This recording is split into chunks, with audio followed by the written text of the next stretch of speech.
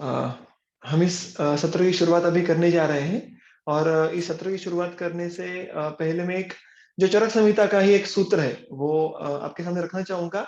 सिद्धिस्थान के जो 25 अंत के अध्याय में सूत्र क्रमांक 35 उसमें उन्होंने कहा है कि दीर्घम आयुः यशः स्वास्थ्यम त्रिवर्गम चापि पुष्कलम सिद्धिं चानुत्तमाम लोके प्राप्नोति विधिना पठन। ऐसा उन्होंने किसी भी तंत्र का और मुख्यत्वे यहाँ पे चरक संहिता यानी जो कि मूलतः अग्निवेश तंत्र है, उसका अगर विधिवत पठन करे तो क्या फल प्राप्त होते हैं। ये बहुत ही सुंदर सूत्र वहां पे आया है। ये क्यों दोहरा रहा हूं मैं शुरुआत में, क्योंकि ये सूत्र को आधारभूत रख के हम जो मेरा मानस है कि ग्रंथ का वाचन किया जाए, उससे प्राप्त क्या होने वाला है। तो ये सारे फल तो बिल्कुल है उसमें। उन्होंने जो इहलौकिक है, पारलौकिक है, इन सारे फलों के बारे में कहा है। लेकिन उससे भी पहले बहुत बेसिक ऐसा होता है कि चलो अभी तो फिलहाल महाविद्यालय शिक्षणों में हमारी जो सिलेबस की पद्धति है वो थोड़ी अलग है। लेकिन कुछ 100 सालों के पहले तक जो गुरुकुल पद्धति थी, उसमें ग्रंथ वाचन की जो एक व्यवस्था थी वो बिल्कुल अलग थी। उसमें ग्रंथ का जो क्रम है, उस क्रम से ग्रंथ का पठन करना और उस ग्रंथ के पठन करते समय जो भी अलग-अलग हमें उसके बेसिक्स ये पता होना आवश्यक होता था। उसमें फिर संस्कृत का ज्ञान होगा, हमारे जो दर्शन शास्त्र है, वेदांग है, उनका ज्ञान होगा। इस तरीके का पूरी पार्श्वभूमि थी। लेकिन आज दुर्दैववशात हम उस पार्श्वभूमि से नहीं आते हैं। लेकिन उससे क्या होता है कि हम बहुत बार ग्रंथों को एज़ इट इज़ पढ़ना, समझ के लेना, इसमें थोड़ा-सा हमारी क्षमता कम हो जाती है। And that's why we become reluctant to read the granth and try to interpret the meaning of the granth. और इसीलिए ये जो स्पेशली ग्रंथ वाचन लेने की जो एक मेरी मनीषा थी, उसके पीछे यही वजह थी कि ग्रंथों को पढ़े, ग्रंथों को समझना कैसे है, उसके लिए मूलभूत संस्कृत की मदद से हम उसका अर्थ अपने आप से कैसे समझ पाए। और जब भी हम ग्रंथों को उसके क्रम से उस फ्लो में पढ़ने की प्रयास करेंगे, तो उससे हमें किस प्रकार ग्रंथ और अच्छे से समझ में आ सकता है। और इन सब के साथ साथ जो ग्रंथ पे बहुत ही उत्तम उत्तम टीका लिखी गई है, उनके कुछ जो काल सुसंगत रिलेवेंट अंश है, उसके आधार लेकर हम सूत्र बाय सूत्र उसको जानने की कोशिश करें। ये इस उपक्रम का मेरा प्रयोजन है। और इसलिए जैसे मैंने कहा था कि शायद इस उपक्रम की गति यानी सूत्र पढ़ने की गति ये थोड़ी कम हो, लेकिन इसके ज्यादा गतिशील होकर मुझे लगता है कि ग्रंथ समझना ये आसान हो पाएगा। तो इसलिए इतनी प्रस्तावना करके हम आज जो हमारा ग्रंथ हमने चयन किया है, चरक संहिता जैसे उसको हम आज कहते हैं, या उसका जो मूलतः नाम है अग्निवेश तंत्र, उसको उसका पठन करना, इसका हम आज शुरुआत करेंगे। सूत्र स्थान जो उसका अध्याय क्रमांक 1 है, यानी दीर्घेन जीवितयः अध्यायः, जो उसका सबसे पहला सूत्र है। अथा तो दीर्घेन जीवितीयम अध्यायम व्याख्यास्यामः। अभी आप देखो कि मैंने जो ग्रंथ हमारे वाचन के लिए चयन किया है, ग्रंथ की मैं कहूँगा कॉपी, वो चोखंबा प्रकाशन के द्वारा चक्रपाणी टीका जिसमें है, जो सहजता से पूरे भारतवर्ष में उपलब्ध हो जाती है, उसका चयन किया है। जो भी सूत्र क्रमांक रहेंगे, वो उस ग्रंथ के कॉपी से रहेंगे, ये बात एक ध्यान में रखो। और ये जो सबसे पहला सूत्र है, जो हर अध्याय में आता है, वो हमेशा उस अध्याय के नाम स्वरूप आता है। और उसका यहाँ पे क्या उन्होंने अलग-अलग पद उपयोग में लाए हैं, वो देखेंगे कि अथा तो दीर्घेन जीवितीयम अध्यायम व्याख्यास्यामः। इसमें अथ, अतः, दीर्घेन जीवितीयम, अध्यायम और व्याख्यास्यामः, ऐसे 5 जो प्रमुख शब्द है, वो हमारे सामने देखने के लिए मिलते हैं। अभी इसमें से अगर अध्याय का नाम छोड़ दे, तो बाकी सारे शब्द ये आपको हर अध्याय के पहले सूत्र में देखने के लिए मिलेंगे। तो इनके पीछे की सोच क्या है, इनका अर्थ क्या है, वो पहले देखेंगे। अथ अथ ये जो शब्द है, जो पद है, ऐसा कहते हैं कि वो मंगलवाचक है। देखिए, हमारे भारतीय परंपरा में या विशेषतः वैदिक वाङ्मय में किसी भी ग्रंथ रचना या किसी भी अ, अच्छे उपक्रम का आरंभ करने के लिए मंगलाचरण कहने की पद्धति है। जैसे वाग्भट ने भी शुरुआत में ही रागादि ऐसा सूत्र कहा है, वो भी मंगलाचरण है। वैसे ही ग्रंथ की शुरुआत ये किसी मंगलवाचक शब्द से करने का एक पद्धति है। ना कि सिर्फ ग्रंथ की। तो अगर आप देखोगे कि किसी अगर अन्य विषय हो, जैसे देखो आपकी वमन, बस्ती, इनके विधियों का जो भी सूत्रों का वर्णन है, उसके शुरुआत में भी अथ इस शब्द का उल्लेख आता है। तो अथ और ओम, ये जो दो शब्द है, ऐसा कहते हैं कि इनकी जो उत्पत्ति है वो सबसे पहले हुई थी, वो विश्वोत्पत्ति के समय साक्षात ब्रह्म के कंठ से उनकी उत्पत्ति हुई है। तो जो सबसे पहले जो नाद हुए थे इस सृष्टि के आरंभ में, वो अथ और ओम है, ऐसा टीकाओं में संदर्भ आता है। और इसीलिए हर अध्याय के शुरुआत में मंगलवाचक ऐसे अथ शब्द का चयन किया जाता है। उसके बाद अतः, जो अतो है उसका जो संधि विग्रह करेंगे तो उसका अतः, अतः मतलब यहाँ पे उसका जो अर्थ है वो दो पद्धति से हम ले सकते हैं। एक तो अनंतरीय, अनंतरीय मतलब उसके बाद, हियर आफ्टर, हेंसफोर्थ। तो इसके बाद, ये इसका एक सीधा साधा अर्थ हो गया। और दूसरा इसका जो एक कॉन्टेक्स्ट है वो है अधिकरण। अधिकरण मतलब स्पेसिफिक टॉपिक और area in which one or more topics are going to be covered. तो यहाँ पे दीर्घ जीवित मतलब लंबी आयु, इसको अधिकरण समझ के इसके आगे पूरा वर्णन उसको करने वाले हैं। यानी hereafter they are going to explain regarding दीर्घ जीवित, ऐसा इसका यहाँ पे अर्थ हो गया। अभी देखिए इसके आगे ये सबसे पहला सूत्र है इस ग्रंथ का, तो इसलिए इस दीर्घ जीवितीय ये अध्याय का नाम है तो बिल्कुल सही है, इसलिए इसको कहते हैं अध्याय की प्रतिज्ञा।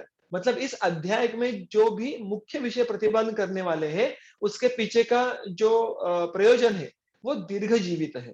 लेकिन ये पूरे तंत्र, पूरे संहिता का भी पहला सूत्र है।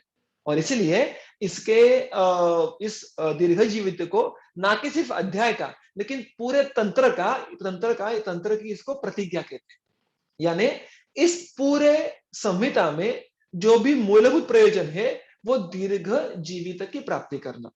सो ये जो अध्याय का नाम है वो मैं क्या कहता है, it tells about the subject of whole तंत्र। ऐसा चक्रपाणि ने इसके बारे में बहुत अच्छा विवरण किया है कि कैसे हमें जब बहुत पहले, अगर आपको अपने चरक विमान कभी पढ़ा होगा तो उसमें इसके उल्लेख आते हैं कि पुराण काल में मतलब जब गुरुकुल पद्धति का शिक्षण था, तब शिष्य या जो भी शिष्य जिनको बनना है किसी शास्त्र का, किसी गुरु का, वो सबसे पहले शास्त्र और उस गुरु या आचार्य का परीक्षण किया करते थे। हम आजकल करते हैं ना कि कौन सा फील्ड अच्छा है, कौन सी करियर अपॉर्चुनिटी अच्छी है, तो वो एक जैसे एक हमारा सर्वे होता है, वैसे ही उन्होंने कहा है कि पहले हर एक जो पोटेंशियल शिष्य है उसने उसको कौन से शास्त्र, कौन से तंत्र का अध्ययन करना है, इसका परीक्षण कर ले, और उसमें जो सबसे उत्तम है, सबसे सर्वश्रेष्ठ है, उसका चयन उसको करना है।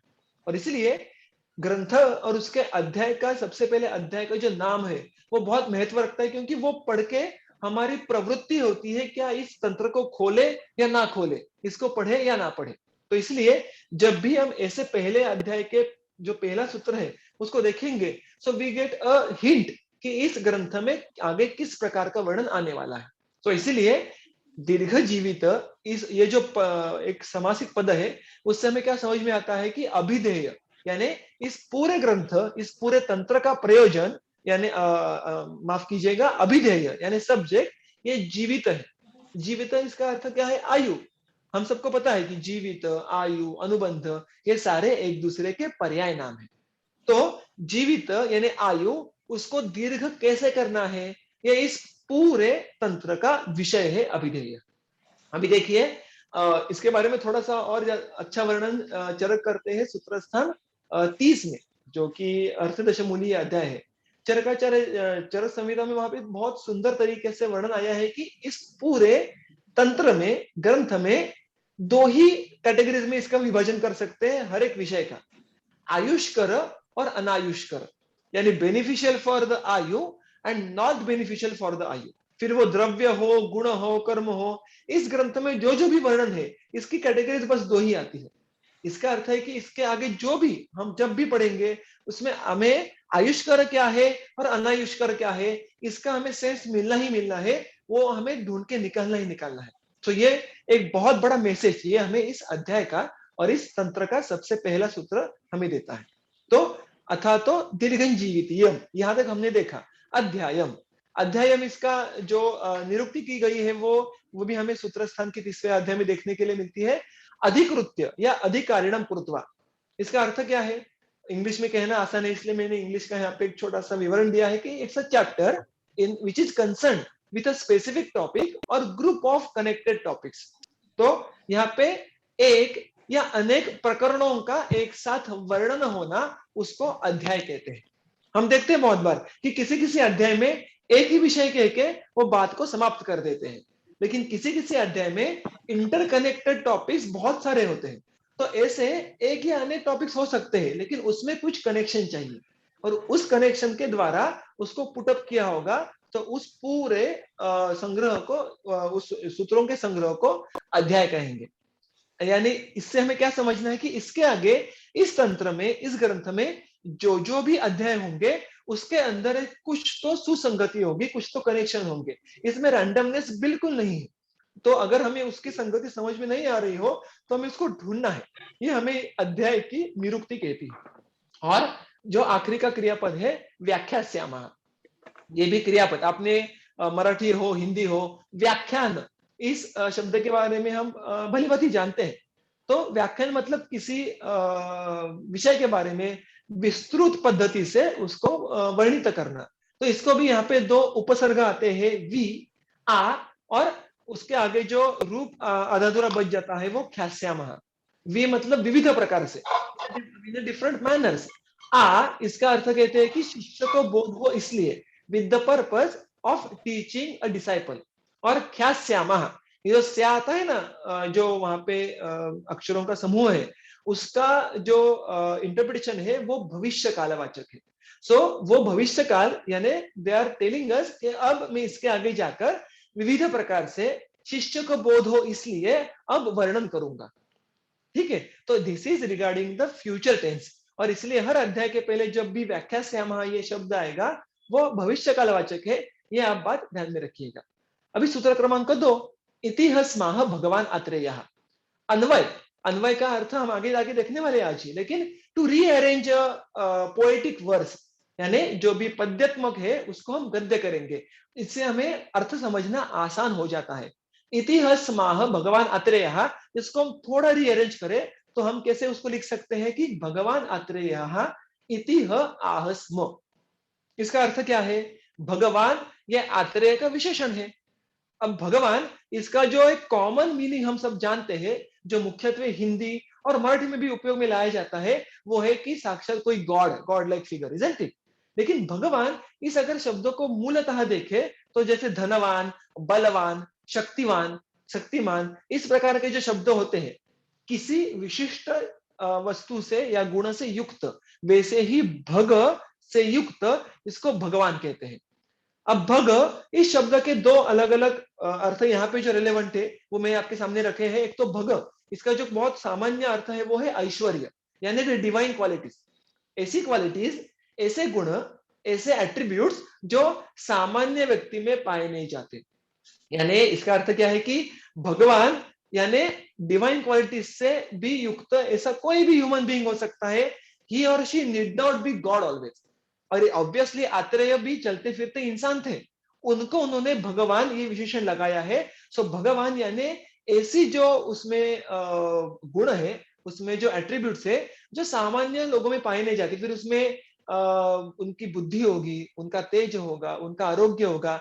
आपको 6, 8 ऐसे अलग अलग ऐश्वर्यों का वर्णन भी पाया जाता है। So the moral of the story is that the person is with a number of divine qualities. उसका और एक जो विशिष्ट अर्थ दिया है, भग यानी पूजित ज्ञान, पूजित यानी रेवर्ड नॉलेज।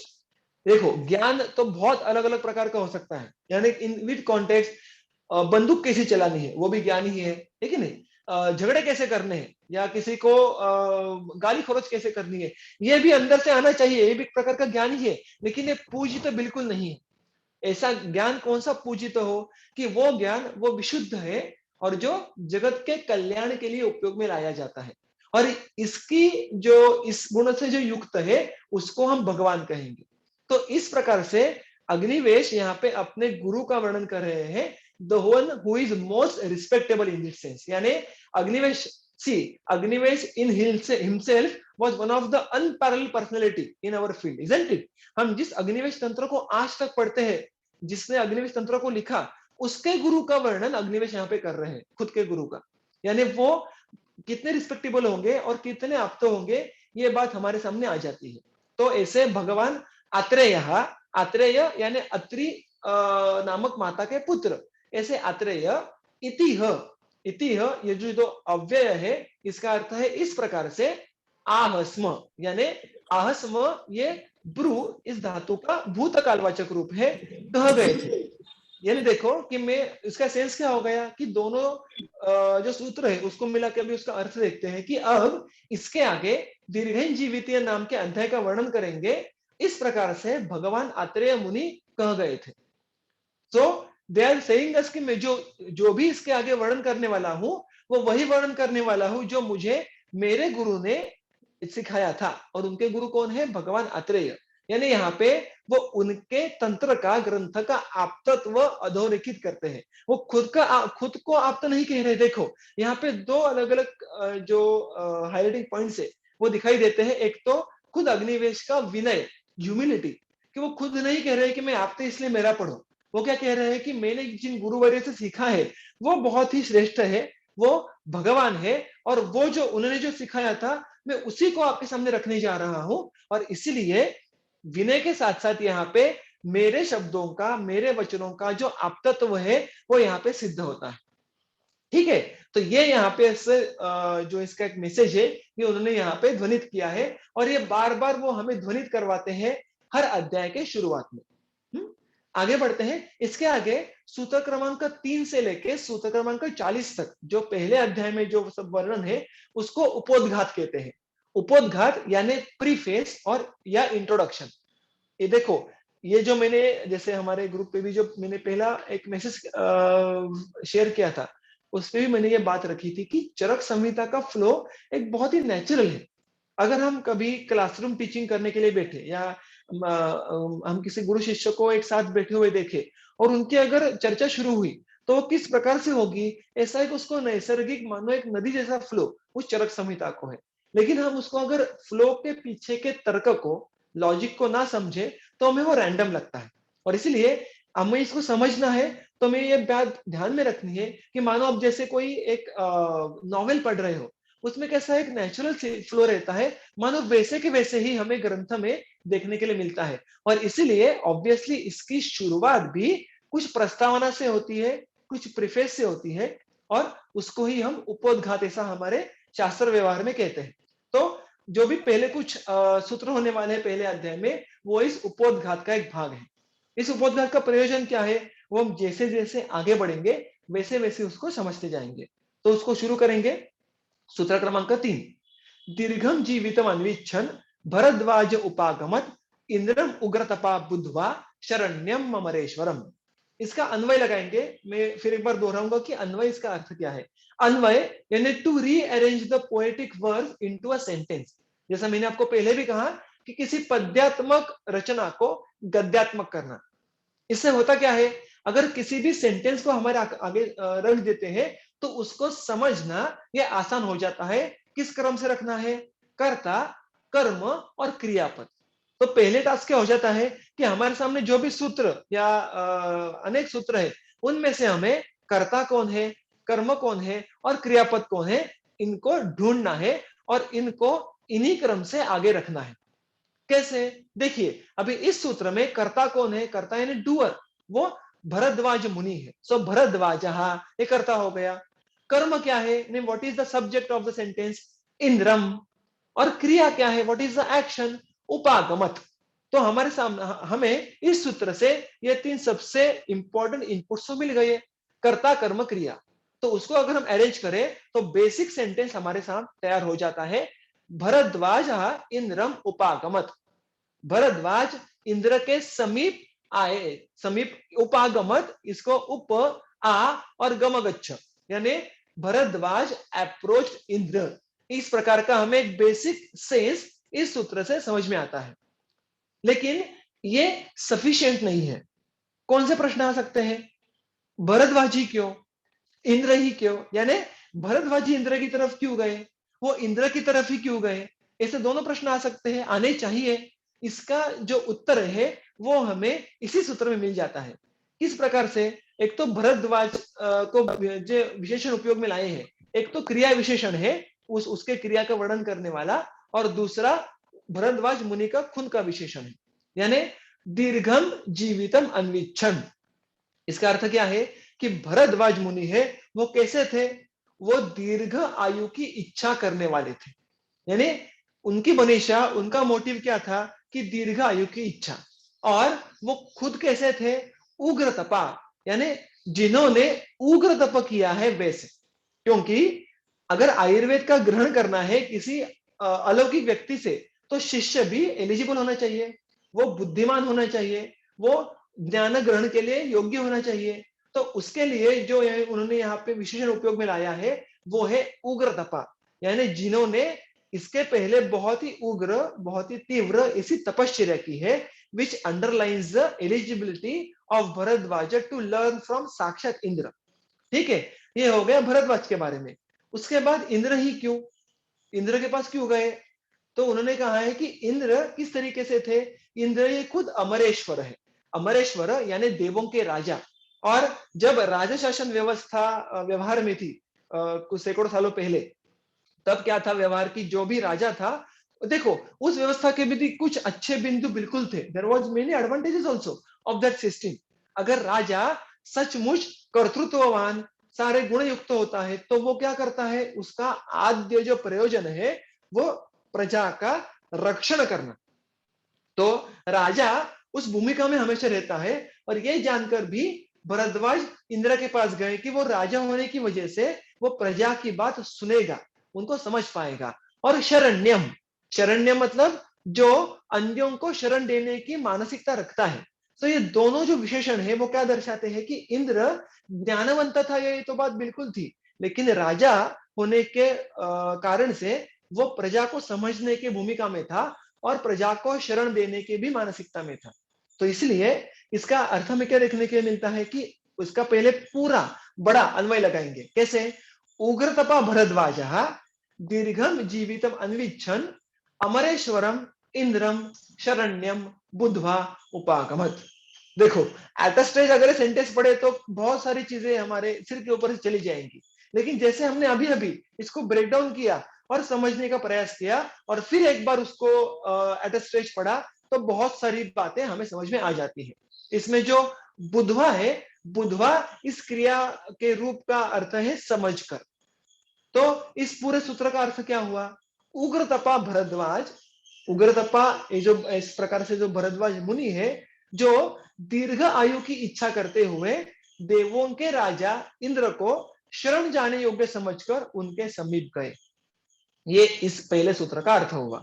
तो इससे हमने क्या सीखा? एक तो अन्वय को कैसे लगाना है, और भरद्वाज किसके तरफ गए, भरद्वाज ही क्यों गए, और इंद्र के पास ही क्यों गए, इसके सारे प्रश्नों के उत्तर हमें इस सूत्र से मिल जाते हैं। ठीक है, इसके आगे जो चौथा और पांचवा सूत्र है वो आयुर्वेद अवतरण का क्रम है। ब्रह्मणा ही यथा प्रोक्तम आयुर्वेदम प्रजापति ही जग्राह निखिले नादा वश्विनौ तु पुनस्ततः अश्विभ्याम भगवान चक्र प्रतिपेदेह केवलम ऋषि प्रोक्तो भरद्वाज तस्मात् चक्रम उपागमत। अभी इस सूत्र में जो भी अंडरलाइंड पद है वो सारे कैसे हैं? वो सारे अलग अलग प्रकार की संधि है। संधि यानी जब दो शब्दों को जोड़ा जाता है, दो शब्दों को जोड़ने के अलग अलग प्रकार संस्कृत में कहे गए हैं, उसमें से संधि, समास ये सबसे मुख्य है। तो संधि यहाँ पे दो शब्द जो अदरवाइज अलग अलग है, लेकिन उनको एक साथ जोड़ने का यहाँ पे जोड़ने की क्रिया की जाती है। अगर हम इन संधियों को समझे तो हम अलग अलग शब्दों को अलग अलग प्रकार से समझ जाते हैं। सो संधि विग्रह करना यानी अर्थ क्या कि इन शब्दों को एक दूसरे से छुड़ाना। किस प्रकार से?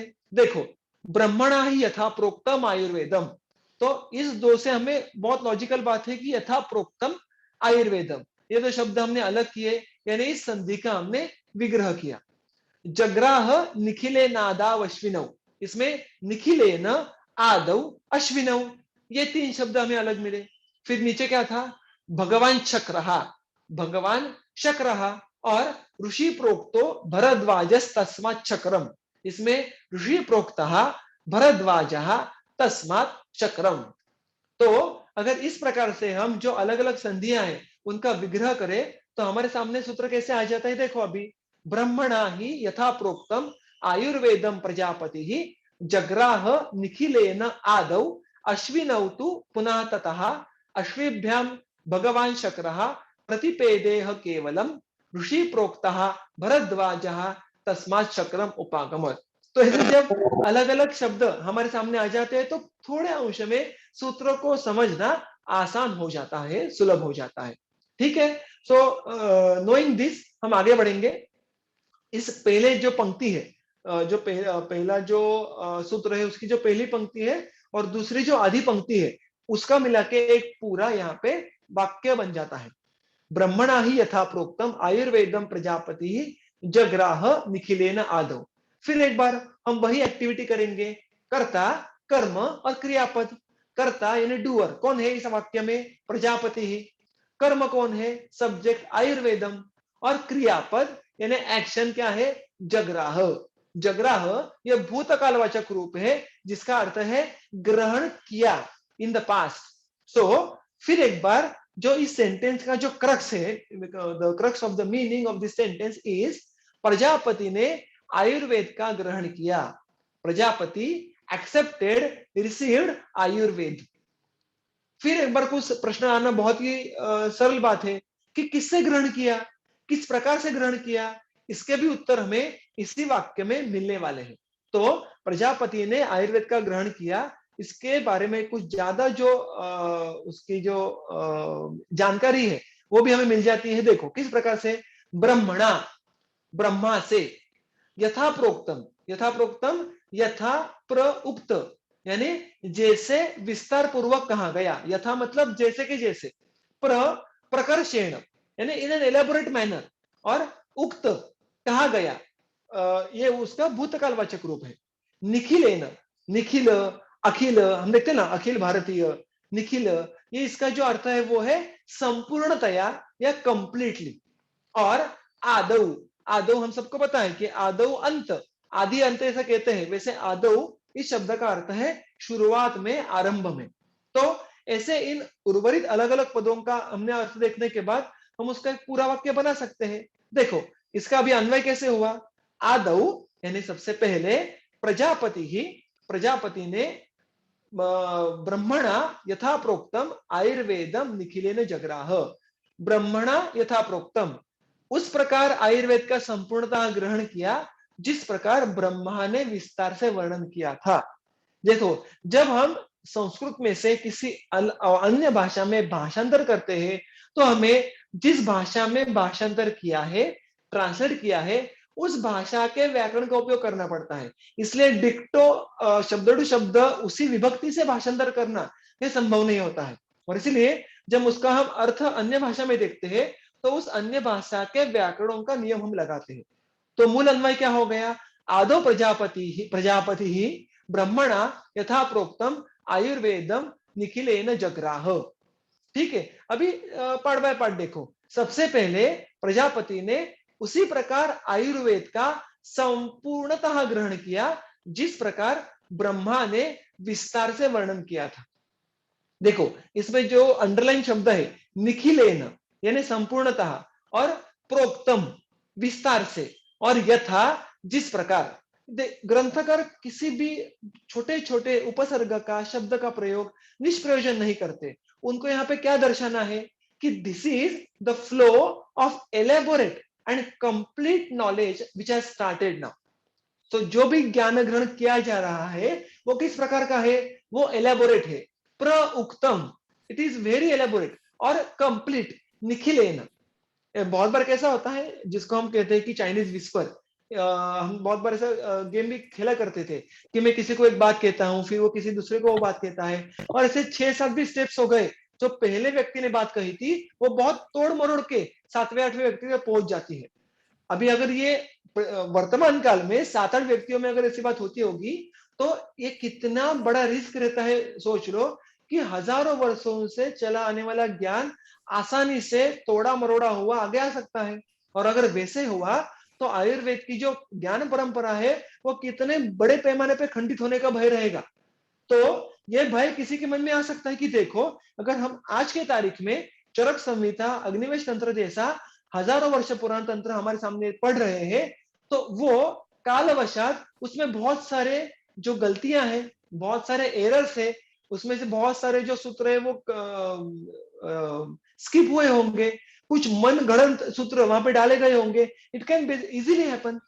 तो वो शंका का निरसन करने के लिए उन्होंने इसको दोहराया है। क्या दोहराया है कि उन्होंने जो आदौ ही प्रजापति ब्रह्मणा यथा प्रोक्तम, जैसे कहा गया वैसे के वैसे निखिलेन संपूर्णतया ग्रहण किया। It underlines the completeness and an elaborate manner of the knowledge which we are getting by reading this Agnivesh तंत्र। सो ये बहुत ही बड़ा मैसेज हमें शुरुआत में ही ग्रंथ के मिल जाता है। ठीक है, उसके आगे जो बचा हुआ जो पंक्ति है चौथे सूत्र की, अश्विनौतु पुनस्ततः, यानी देखो अभी ये तो चार शब्द है, इसमें उसका खुद का एक वाक्य बन जाता है। हमने इसके पहले क्या देखा, सबसे पहले प्रजापति ने उस प्रकार आयुर्वेद का संपूर्णतः ग्रहण किया जिस प्रकार ब्रह्मा ने विस्तार से वर्णन किया था। और फिर उसके बाद क्या आता है, अश्विनौतु पुनस्ततः।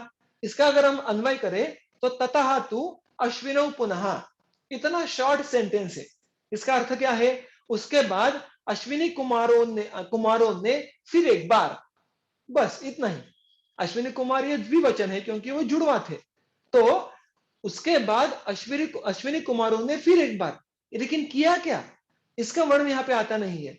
ऐसी अवस्था में जो इसके पहले क्रिया करी गई थी उसका ही अनुवर्तन करना होता है, तो उन्हें वही किया जो पहले लोगों ने किया था। So basically they followed the same previous process. तो इसका अर्थ हम कैसे लगाएंगे, अश्विनी कुमारों ने भी आयुर्वेद का संपूर्णतः ग्रहण किया जिस प्रकार प्रजापति ने विस्तार से वर्णन किया था। So basically the sentence is the same, only the roles and the people involve in the process they got change.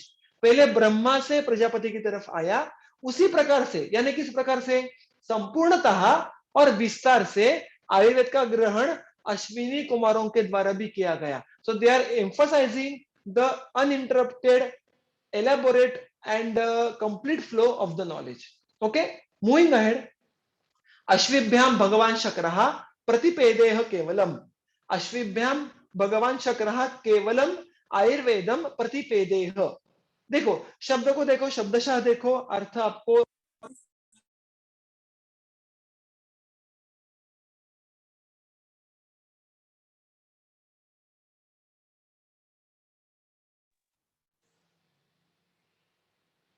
माफ कीजिएगा, कुछ इंटरप्शन था। अश्विभ्याम भगवान शक्रः प्रतिपेदेह केवलम, इसका अर्थ उन्होंने क्या दिया है कि अश्विनी कुमारों ने भगवान शक्र, मतलब अश्विनी कुमारों के द्वारा भगवान शक्र यानी इंद्र, शक्र का अर्थ यहाँ पे इंद्र है, इंद्र को संपूर्ण आयुर्वेद का प्रतिपादन किया गया। फिर एक बार केवलम, केवलम आयुर्वेदम, केवलम यानी संपूर्ण आयुर्वेद का प्रतिपादन आगे के परंपरा में अश्विनी कुमारों के बाद इंद्र को किया गया। तो देखो यहाँ पे जो आयुर्वेद की परंपरा में वो अखंडित रूप है वो बार बार यहाँ पे दोहरा रहे हैं।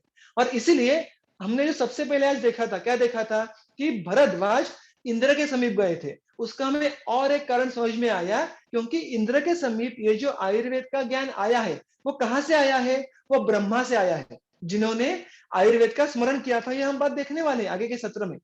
तो वहां से लेके ब्रह्मा, उसके बाद दक्ष प्रजापति, उसके बाद अश्विनी कुमार, उसके बाद इंद्र, और उस इंद्र के समीप भरद्वाज पहुंच गए। यानी भरद्वाज जो भी ज्ञान का ग्रहण करने वाले हैं वो ओरिजिनल है, इंटैक्ट है और एलाबोरेट है। तो ये बात देखो, फॉर एग्जांपल की समझो, कोई किसी पोटेंशियल एक्टर को एक्टिंग सीखनी है, और अगर वो किसी क्लास में गया और उनसे पास किसी हमारे टीचर को उसने कहा कि मुझे आपसे एक्टिंग सीखनी है, तो जब उसको उस टीचर के बैकग्राउंड पता हो तो उसके बारे में उसका आदर और उसका श्रद्धा ये बढ़ना बहुत स्वाभाविक है। समझो किसी ने कहा कि हाँ मैंने नसरुद्दीन शाह से एक्टिंग सीखी है, तो obviously the person becomes very obviously motivated कि अच्छा the person who has learned from the great actor is going to teach me. ऐसा इमेजिन करो कि सिमिलरली हमारे यहाँ पे भी जो ग्रंथ तंत्र हम पढ़ने वाले हैं वो किन किन लोगों से आया है हमारे तरफ तक, अगर ये हमें शुरुआत में समझ में आया तो हमारा मोटिवेशन, हमारा जो बिलीफ है बहुत ही स्ट्रांग हो जाता है। सो वो सब पार्श्वों में यहाँ पे सामने रखने की जो एक प्रयास है वो ग्रंथकार यहाँ पे हमारे सामने कर रहे हैं। तस्मात, आखिरी की पंक्ति देखो, ऋषि प्रोक्तः भरद्वाजः शक्रम उपागमत। इसीलिए ऋषियों के द्वारा कहे गए, यानी the one who was assigned by the ऋषिगण, भरद्वाज मुनि, वो इंद्र के समीप आए। यानी यहाँ पे उन्होंने तस्मात, देयरफॉर, क्या इंद्र की तरफ ही क्यों आए, तो ये सारा वर्णन उन्होंने इसके पहले किया है। और ऋषि प्रोक्तः, इसके आगे जो वर्णन आने वाला है वो उसके बारे में है कि भरद्वाज ये ऋषियों के समूह के द्वारा इस स्पेसिफिक पर्पस के लिए असाइन किए गए थे, और इसीलिए वहां पे उन्होंने ऋषि प्रोक्तः इस विशेषण का उपयोग किया है। तो यह हो गया आयुर्वेद अवतरण का क्रम। ठीक है, इसके आगे जाएंगे तब आयुर्वेद अवतरण का प्रयोजन क्या है इसको देखेंगे, जो सूत्र क्रमांक 6 और 7 है। विघ्नभूता यदा रोगाः प्रादुर्भूताः शरीरिणां तपोपवासाध्ययन ब्रह्मचर्य व्रतायुषां तदा भूतेषु अनुक्रोशं पुरस्कृत्य महर्षयः समेताः पुण्यकर्माणः पार्श्वे हिमवतः शुभे। ठीक है, अभी सबसे पहले एक बात जो मैं इस दो सूत्रों से मिलके वो आपके सामने रखना चाहूंगा कि देखो मैंने इसमें दो अव्ययों को अंडरलाइन किया है, यदा और तदा। यदा यानी जब, तदा यानी तब। इसका अर्थ है कि इस सूत्र में जो संगति है वो इस प्रकार है कि जब कुछ हुआ तब कुछ तो किया गया।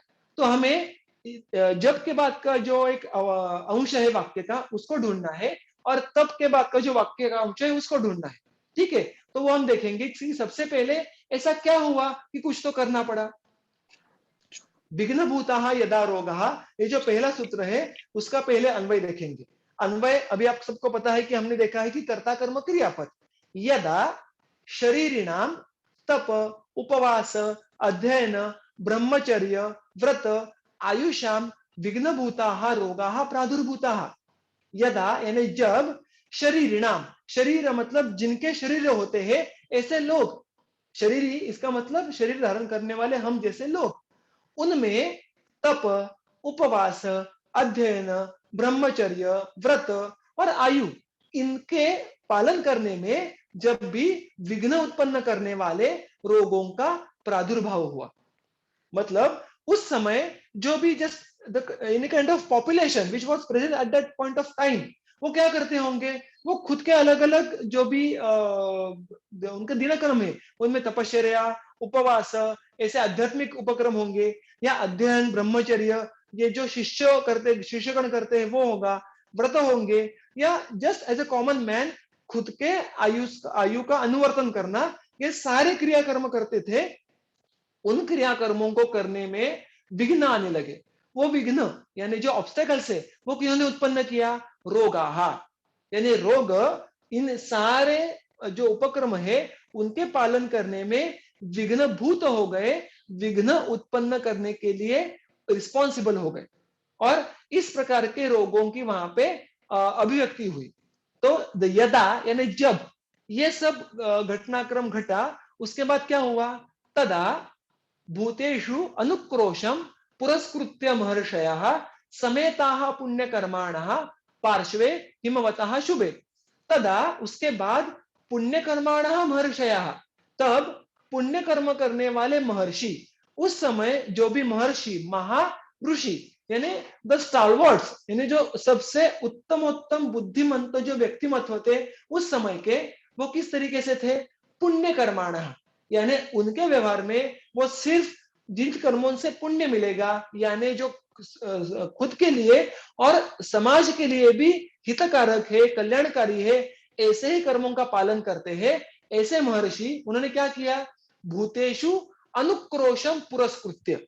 भूतेषु यानी हम बोलते हैं ना कि भूत दया, यानी जो लोग हैं उनके प्रति अनुक्रोश, अनुक्रोश मतलब करुणा, सिंपथी, पुरस्कृत्य उस कारण से, मतलब इन महर्षियों ने क्या देखा कि सारा समाज ये रोगों की उत्पत्ति की वजह से उनके जो खुद के जो उनकी रिस्पॉन्सिबिलिटीज है, उनके जो खुद की ड्यूटीज है, वो करने में सक्षम नहीं हो पा रहे हैं। रोग ये विघ्न के रूप में उनके उपक्रमों के बीच में अंतराय यानी ऑब्स्टेकल्स के रूप में आ रहे हैं। ये देख के उनके मन में करुणा जाग उठी और उसकी वजह से हिमवताः शुभे पार्श्वे समेताः, वो सारे हिमालय के समीप ऐसे शुभ स्थान पर आए। यानी ये चीज हमें क्या कहती है कि तब जो भी the one of at that point of time the people who are the most intellectual ones, but they were not only intellectual, वो सिर्फ होशियार थे क्या, बुद्धिमान थे क्या, नॉट ओनली दैट, उनके मन में जो इंटेंट था, जो उनका प्रयोजन था, वो जरूरी है कि they came together with the purpose, with the prayojan of thinking about the well-being of the whole society, and that is the motive of our shastra Ayurveda also. हमेशा चरकाचार्य चिकित्सा शास्त्र में भी कहते हैं कि अगर हम सिर्फ अर्थ यानी आजकल की परिभाषा में पैसे के लिए चिकित्सा व्यवहार करें तो मानो कि हम धूलिकण या मिट्टी को इकट्ठा कर रहे हैं। उसके आगे जाके जो हमने अभी पढ़ा था कि चिकित्सा के या शास्त्र पठन के बहुत बड़े बड़े फल भी हमें मिल सकते हैं। तो यहाँ पे जो भी महर्षि तब साथ में आए, उनका जो सबसे बड़ा प्रयोजन था वह अर्थ प्राप्ति का बिल्कुल नहीं था।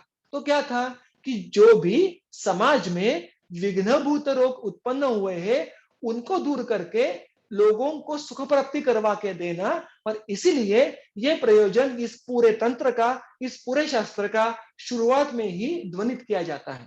तो हमारे सामने उन्होंने क्या रखा कि पुण्य कर्म करने वाले महर्षि लोगों के प्रति उपस्थित करुणा के कारण हिमालय के समीप ऐसे शुभ स्थान पर समेताः साथ आए। ये इसका अर्थ है।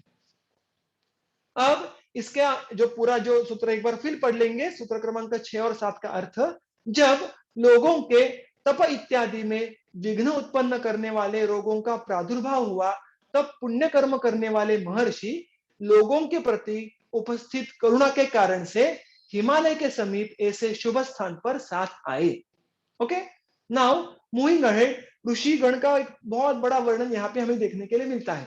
तो मैं सिर्फ ऋषियों के नाम यहाँ पे आपके सामने रखने वाला हूँ। इसमें वर्णन करने जैसा बहुत बड़ा ऐतिहासिक इनपुट ये मेरे पास नहीं है, तो हम इस सिर्फ ऋषियों का एक बार नामोल्लेख करेंगे और फिर हम इस सूत्र को समाप्त करेंगे। अंगिरा जमदग्निश्च वसिष्ठाः कश्यपो भृगुः आत्रेयो गौतमः सांख्यः पुलस्त्यो नारदोसितः अगस्त्यो वामदेवश्च मार्कण्डेयाश्वलायनौ परीक्षिः भिक्षुरात्रेयो भरद्वाजो कपिञ्जलः विश्वामित्राश्मरथ्यौ च भार्गवश्चवनो बिजित् गार्ग्यः शाण्डिल्यकौण्डिल्यौ वार्क्षी देवलगालवौ सांकृत्यो वैजवापिश्च कुशिको बादरायणः बडिशः शरलोमा च काप्य कात्यायनावुभौ कांकायन कैकशेयो धौम्यो मारीच काश्यपौ शर्कराक्षो हिरण्याक्षो लोकाक्षः पैंगिरेव च शौनकः शाकुनेयश्च मैत्रेयो मैमतायनिः वैखानसा वालखिल्यास्तथा च अन्ये महर्षयः। यहाँ तक वो 8 से लेके 13 तक उन्होंने जो भी ऋषिगण हिमालय में सब साथ जमा हुए, उनका यहाँ पे जो उनमें से प्रमुख है, बस उनका यहाँ पे उन्होंने उल्लेख किया है। अन्य महर्षयः ऐसे बहुत सारे, और देखो मैं सिर्फ एक दो बातें आपके सामने रखना चाहूंगा। एक बात तो इनमें से कुछ ऋषियों का उल्लेख इस चरक संहिता में आगे भी आता है, अलग अलग कॉन्टेक्स्ट में। कभी कुछ जिन्होंने कुछ विशिष्ट कल्पों का उल्लेख किया होगा, या कभी जो अलग अलग परिभाषाएं हुई, संध्याय संभाषाएं हुई, या मानो फॉर एग्जाम्पल भार्गव च्यवन यानी भृगु के पुत्र च्यवन, इनका उल्लेख हम च्यवनप्राश इस कल्प में पाते हैं। तो अगर हम ऐतिहासिक उसकी खोज करें तो हमें इन अलग अलग ऋषियों के बारे में बिल्कुल कुछ ज्यादा जानकारी मिल जाती है। अगर आप टीका भी देखें तो उनमें भी इसके कुछ अंश हमें देखने के लिए मिल जाते हैं। एक और बात मैं जो रखना चाहूंगा कि इनके हम अगर ओरिजिन्स देखें, यानी ये कहाँ से आए, तो मानो ये दुनिया भर से आए थे। जो आज का अफगानिस्तान है वहां से लेके पूरे ना सिर्फ भारतवर्ष, लेकिन भारत के बाहर भी बहुत अलग अलग जगहों से वो वहां पे इकट्ठा हुए। यानी this is not something mythological explanation, it was a very specific historical event in which बहुत सारे ऋषि मुनि, ऋषि इसका अर्थ है कि बहुत सारे ज्ञानवंत और करुणावंत पर्सनैलिटी दुनिया भर से साथ में आए। तो ये जो मीटिंग थी यानी जो कॉन्फ्रेंस थी वो हिमालय के पार्श्व में थी, यानी जो आज का भारतवर्ष है उसमें हुई थी, बात बिल्कुल सही है। लेकिन इसका अर्थ ऐसा बिल्कुल नहीं कि it's only related to a country.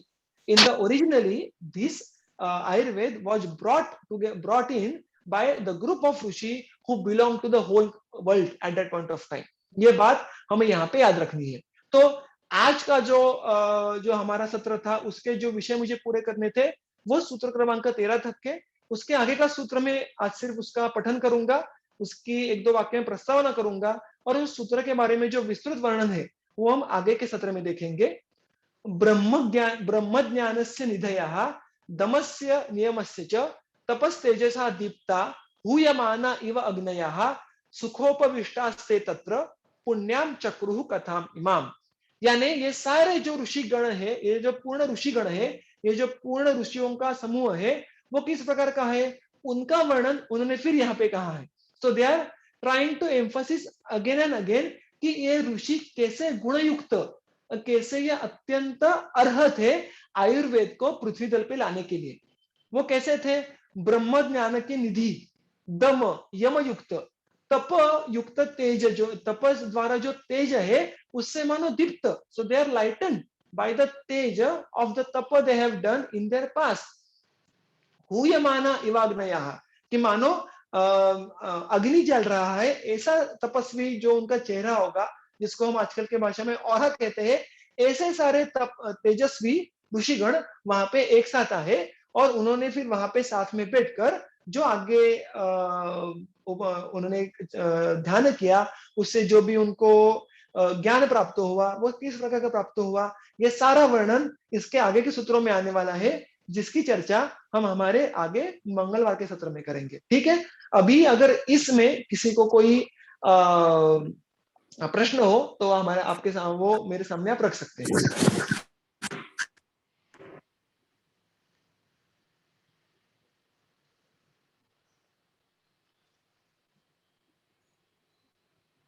अब व्हिडिओ ऑन होते का नंतर बघा एक्सिट केलं। कोई प्रश्न होगा तो पूछ सकते हैं, अन्यथा आप मुझे वैयक्तिक या ग्रुप पे भी डाल सकते हैं, मैं उस प्रश्न का उत्तर देने का प्रयास जरूर करूंगा। कोई प्रश्न है?